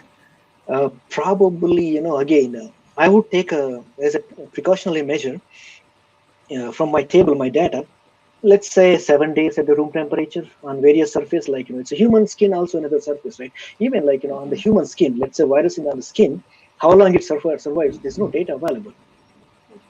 Because it's not easy to study straight. Even a majority of the studies, like even the temperature studies also done on the blood or in the culture cells, human cells, based on the human cells. So we interpret the information based on the environment. And the question: how do the victims of novel coronavirus are being treated? As per the last reports, there were no proper vaccines for treatment. Still, many patients are recovered. Yes, the immune system, their body immune system is stronger, generating very strong neutralizing antibodies. That's why there is another method is ongoing, which is called plasma therapy. The plasma therapy, basically the plasma is taken from the convalescent patients. Convalescent means the recovering patients. They're not fully recovered, but they're recovering patients, showing positive signs towards the recovery, right? Because their immune system successfully generated the memory cells and the neutralizing antibodies. In the plasma, those neutralizing antibodies will be there. So the hope is that the some of the neutralizing antibodies successfully stops the virus in other people's infections as well. So that's why that's how it's being developed. Okay, sir. Thank you. Another question: is there any Sure, precautions to be? There's so many questions that actually many people have asked the questions. I hope we'll try to cover as many as possible. Please go ahead. No problem. Is the, yeah.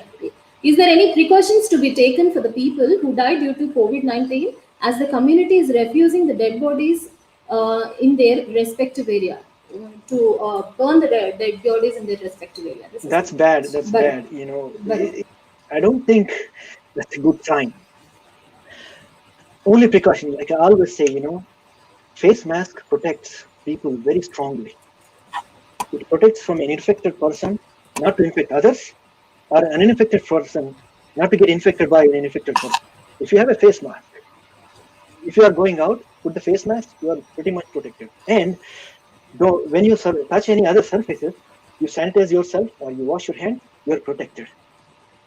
And I don't think a dead body can sneeze or cough or speak. Right? The virus cannot come outside from a dead body. If it is there, it's there on the body only.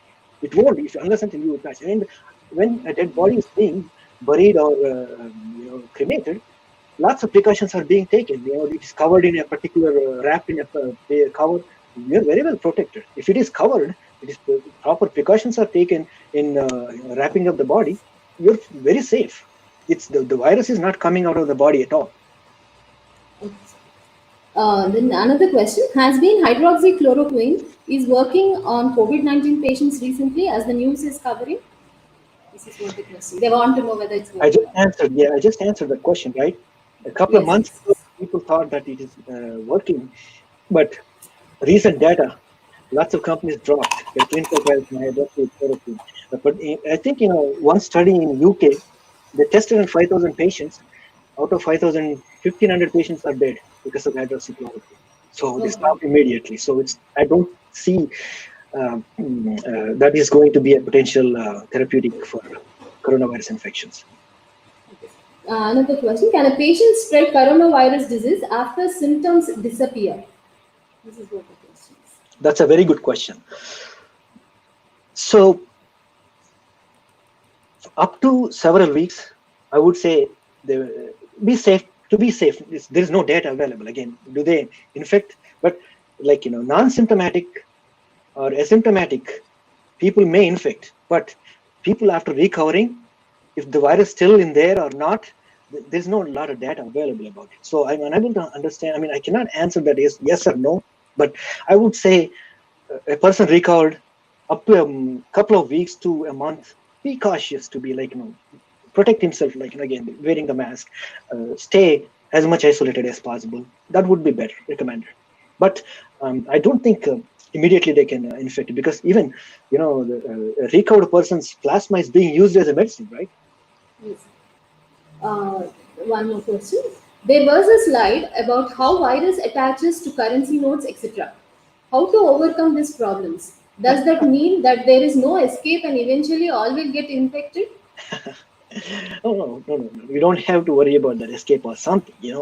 Currency, how it attaches to the currency note or a tissue paper or a regular paper. There is no data available to say how, because we only do. I mean, lots of studies. Again, it's a very new. Many groups are working on developing the vaccine, or developing the therapeutic, or studying in the human cells only, not on the cell, because only a couple of groups reported because of to keep people warned, right? But sanitization is very important. You clean the paper, with the currency notes with first thing, avoid using paper currency. Now credit cards and other methods are available, right? Online payment systems Yes. to buy something. Use that one. That's another preventive measure. And even if you have a currency note, wash it with I won't say soap water or something. Use some sanitizing solutions like 70% alcohol. It's called rubbing alcohol, 70% isopropyl alcohol, which is available from pharmacy. You can use that to clean, spray it on the currency note, leave it for 5 minutes. And the study says that, these disinfectants successfully kills the virus within 1 to 5 minutes. Clears the virus. So once it is sanitized, we're good for after a minute. Yes. One more question. Go ahead. Glenmark has come with Fabiflu Yes. as a drug of choice for mild to moderate symptoms. Yes. What is the therapeutic window of this drug? What do you mean the window? I don't know. Therapeutic That's the window question they is have okay. Let been. me Yeah. check. Therapeutic window. I got you. See, this is still it's in the clinical trials. It's approved as an emergency restricted use. It's not really like a therapy. It's like, hey, ready to go. No, it's not like that. So let's say a person joins the hospital with mild symptoms. If he is given the flavipiravir, for example, normal time it takes probably a month for him to recover. Let's say this may recover in 3 weeks. So just a window reduced. Even the remdesivir, normal recovery time is 15 days for a patient, but within 11, 10 days, if you take the remdesivir, the patient will recover faster recovery. It helps to support the immune system. That's all. Okay, sir. Another question. UV germicidal can be used for killing coronavirus. So why we can't use that? Even there are some proteins in our body which absorbs UV rays up to 280 nanometer can be used as laser treatment. Yeah. So yeah, excellent question. And whoever asked the question said some of the protein absorbs the UV rays. That's correct. But what about the rest of the proteins? You want to kill the rest of the proteins? They are going to be impacted automatically. So Yes, yes. it's not safe. Yes, sir. Another question. Let me. Keep going. No problem. When a patient is treated using plasma therapy, will this plasma won't act like a foreign substance to the patient? It depends on the patient. It varies from patient to patient, person to person, because this plasma, I mean, like again, it's something similar to the blood transfusion. They have to match. Lots of things need to be matched. And one more important thing in here is in the plasma therapy, everything will be removed. It's just not straight from the blood collected, and many of the things will be removed. Only the antibodies in the plasma will be injected or given to the patient. So pretty much safe. Okay, sir. Another question. Is antigenic shift due to mutations making the virus more potent and infective? That's possible. Yeah, one of the example I just yesterday one paper published, and I also mentioned in one of my slides, aspartic acid D614, which converted into glycine, causing infections. I mean, they have studied from infected patients. They collected the viruses from various infected patients from January to till date. The amount of the patient is increased with this mutation. The number of patients. The virus came from number of patients increased with the time. That means it's increasing the infection. It's possible. The mutations possible in transmitting the viruses faster. Virus mutations. Okay, sir. Another question. Sanitizers protect from bacteria. Will it also help with virus? Yes. Any infections, any infection. Sanitizers will protect any infections. Okay, sir. I think that is that much. That's the questions. I think that's the end of the question and session. Thank you very much for patiently answering all the questions which have been posted by our participants. And I hope I have covered all the participant questions. And I think one question just now it has come. Sure. If you don't mind, I will just ask you. Only mask will save. What about eye transmission? Is it transmit through eyes? If so, how can we protect? Yeah, so the thing is, eyes, you have eyelids, right? Which will protect the eyes most of the time. Unless until you touch surface where the virus is there with your finger, sometimes you do like this. That's how it infects the virus through the eye. It's not just straight, from the air goes into the eyes. Whenever any particle comes into the eyes, your eyelids protects the eye itself. Another question. Is there any effect of mask on oxygen saturation? As of I know, I don't think so, because you can still breathe.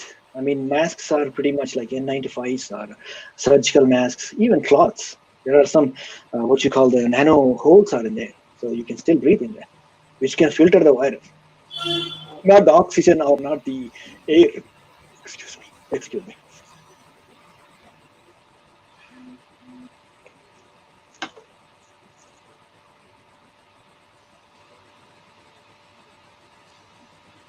Can I ask a question? Please go ahead. Take your time. Yeah. Does the hand sanitizer kill the coronavirus completely? And which hand sanitizer is effective against coronavirus?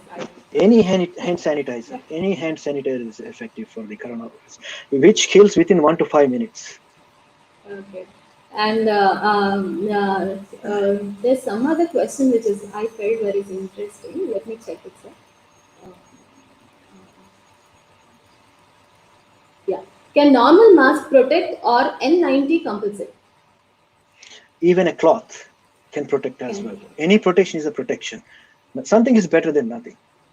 Rather than Yes, not sir. having anything, have at least a handkerchief or a surgical mask. N95s. N95s are a bit better. They are being used in the hospital settings, but you don't really need an N95 to protect yourself in the outside.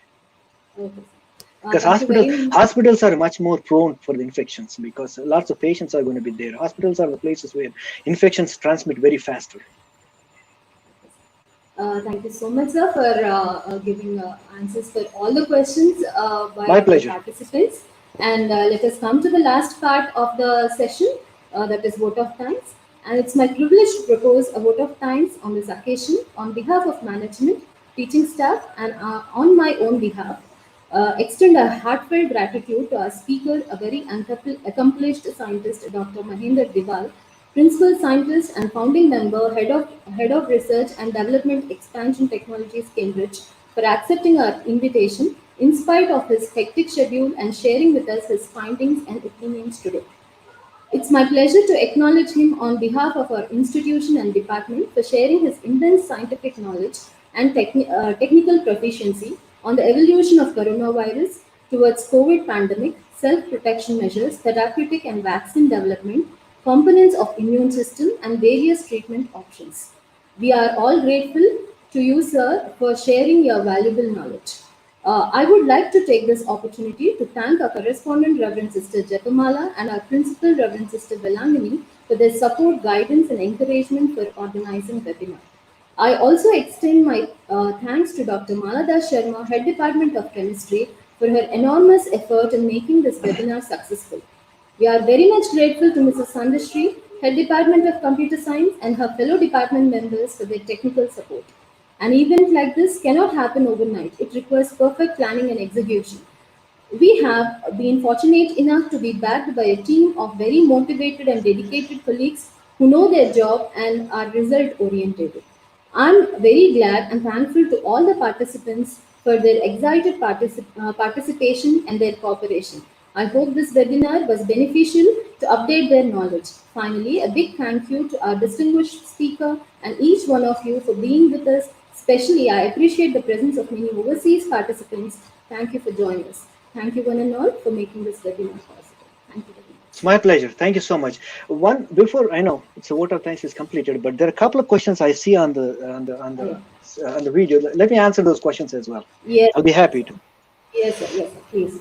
Yesterday released drugs should taken before infection of virus. No. Yes, sir. My answer is no. It's not before infection. It's after infection virus. And the second question here is some researchers are reporting lower than expected levels of viral antibodies in people who have recovered from COVID-19, possibly implying that any immunity gained will be temporary. Will a vaccine be able to stimulate a stronger response, giving longer lasting immunity? Yes, absolutely. If the vaccine is administered, it is going to create a longer lasting, stronger immunity, which is generating the memory cells and highly efficient neutralizing antibodies. Will a vaccine be able to stimulate a stronger response, giving longer? Yes, I answered Long your lasting. question. Yeah. Thus, the infection can be catched through precipitation. What? Thus, infection can be catched through precipitation. Precipitation. Precipitation. Yes. So I don't know what the question, like what kind of precipitation the intention of the question is, but Maybe so one example. perspiring, Go ahead. maybe sweating or through. I don't know what that person really intended. Yeah, but let me explain give an example. So when droplets come out of the mouth or nose, when an infected person sneezes, it's not going to be like a liquid particles anymore. As soon as it comes into the air, liquid will be evaporated. It creates some kind of a jelly solution. They're like a very nanoparticle. Those are very infective. So if that is she thinks who he or she thinks is as a precipitate, I mean, I hope that's the answer. Okay, sir. Thank you so much. One more information for the participants. Feedback link will be posted on the live chat. Please try to fill the feedback form by 5 o'clock this evening. And those who have filled the feedback form will be receiving e-certificates, and you will be receiving e-certificates within 10 days of time from today. Thank you so much. Thank you, one and all. Thank you.